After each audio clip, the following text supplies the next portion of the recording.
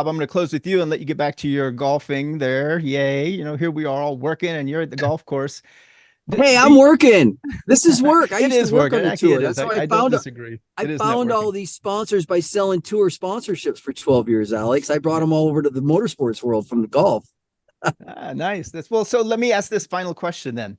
Do you have a Sure. media strategy for your clients? Is there an actual strategy or does it just sort of all fall in place? Do you plan what you do? There no, we well on a day-to-day basis, no. When there's something big going on or happening, or um we know the media, there's a media event happening, so there's some drama that could have happened, or I'm trying to dance around some things without saying client names or anything like that, but it's on a case by case Okay. basis, and daily. And obviously, if we're going into a race and it's race weekend and there's things going on, and there's key talking points or things that came up during the week, absolutely. If there's things going on there could be drama with other riders, there could be like protests earlier in the year that we had. There's absolutely a strategy that's talked through of how we want to answer questions.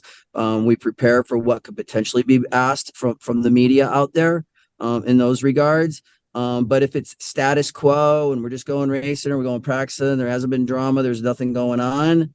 No, it's like we're Okay. being ourselves and doing our daily thing. So it's really on a case by case basis. It depends again what's going on, what's transpired leading up to the media interviews, or if there's a big sponsor launch of a product or there's a big marketing push, then yes, there'll absolutely be a media strategy tied to it. So every scenario is different from our world, because our world is constantly changing in representation, when you're dealing with professional athletes, from one day to the next. You could have someone out there, some crazy person concocting something on social media anymore. You don't know what's real or what's fake sometimes, what's coming out there as well.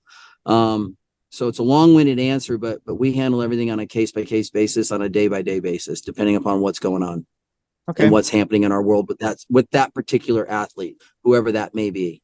And I guess that makes sense. If there's a product launch, you're going to obviously specifically have a strategy for that. Or if there's damage control, then you have a strategy for that. But otherwise, you're saying be organic, be natural.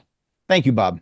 Absolutely. Yeah, absolutely. And if you're in a really bad, situation, that's when you go get a professional PR company to do damage control and help guide you through those situations.